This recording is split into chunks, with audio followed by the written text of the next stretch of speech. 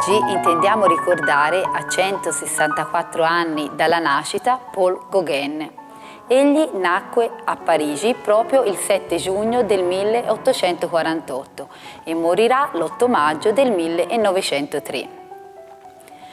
A solo un anno di vita si trasferisce in Perù, a Lima, dal nonno materno, e qui per lui è il primo paradiso perduto, poiché visse fino a 7 anni nel lusso e nella tenerezza.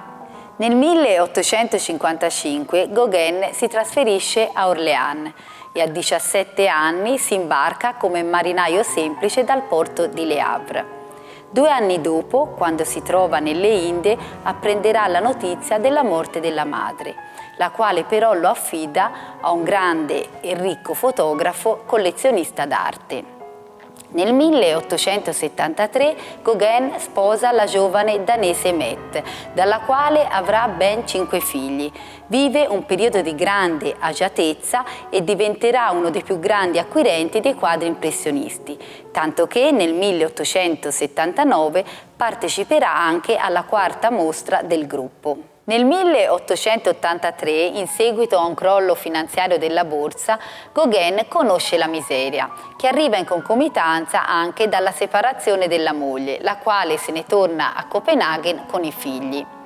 Gauguin è costretto a vendere gran parte della sua collezione di dipinti e soprattutto a svolgere mestieri più umili, soprattutto nell'inverno del 1885-86, mentre nell'estate si trasferirà a Pont-Aven.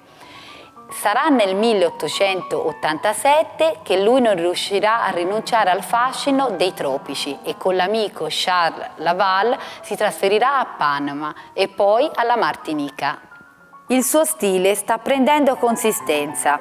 La visione dopo il sermone del 1888 rappresenta la lotta di Giacobbe con l'angelo e contiene gli elementi essenziali della sua poetica. La vita trascorsa in Bretagna, a Pont-Aven, il rapporto artistico con Émile Bernard e Charles Laval consentono la creazione di questo dipinto, dove molti sono i riferimenti alle cerimonie religiose del perdono, svolte in settembre a Pont-Aven, che molto lo influenzarono. Le uniche ombre sono quelle proprie, il taglio della scena è asimmetrico, il tronco dell'albero separa obliquamente il quadro in 2 sezioni. A sinistra le pie spettatrici, la realtà, a destra in alto la visione e l'immaginazione. Forte è l'influenza delle stampe giapponesi.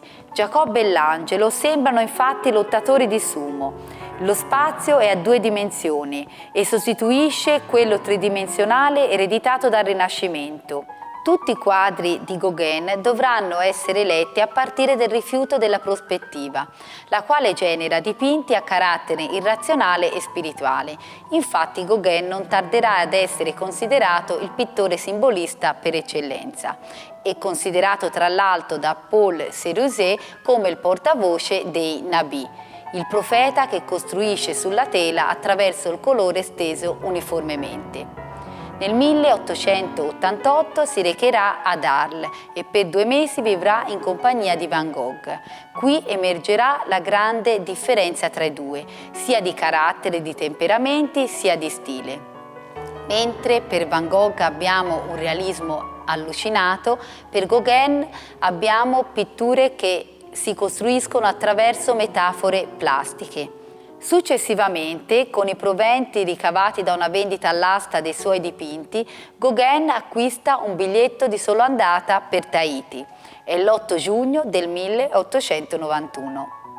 La sua pittura è un eterno invito a sognare, a trasformare il quotidiano alla luce del desiderio. Le donne tahitiane sono lontane dalla severa Mette e dallo schema repressivo della famiglia occidentale. Lui celebrerà la bellezza del momento fuggente, l'elogio del piacere sensuale, la fontana dell'eterna giovinezza. Dopo brevi soggiorni in Europa ritorna a Tahiti. Il suo viaggio non è solo un'esplorazione geografica e spostamento fisico, ma è un viaggio nella propria interiorità. Da dove veniamo, chi siamo, dove andiamo è un'enorme tela concepita come fregio di un tempio e dall'idea di un affresco. L'opera va letta da destra a sinistra, all'orientale, come un ciclo vitale disposto ad arco e non a caso all'estrema destra è raffigurato un neonato che già dal momento della nascita è lasciato all'indifferenza di chi lo circonda. Al centro un giovane, unico personaggio maschile, sta cogliendo un frutto, interpretato sia come richiamo al peccato originale, sia come simbolo della gioventù che coglie la parte migliore dell'esistenza. Le due figure rosse alle spalle sono simboli dei tormenti e delle domande che giacciono nel profondo di ogni anima. Dall'altro lato, la divinità rappresenta l'inutilità e la falsità della bugia religiosa, magra consolazione e senso provvisorio di una vita in realtà vana. All'estremità sinistra una vecchia raggomitolata su di sé è in attesa della morte. Infine uno strano uccello bianco con una lucertola fra le zampe è il simbolo della vanità delle parole e chiude la lettura del dipinto. Nel dipinto di Gauguin i rami sono arabeschi e i colori antinaturalistici. Infatti la sua esperienza artistica influenzerà le ricerche dei Fauve e degli espressionisti tedeschi. Vi aspetto alla prossima puntata.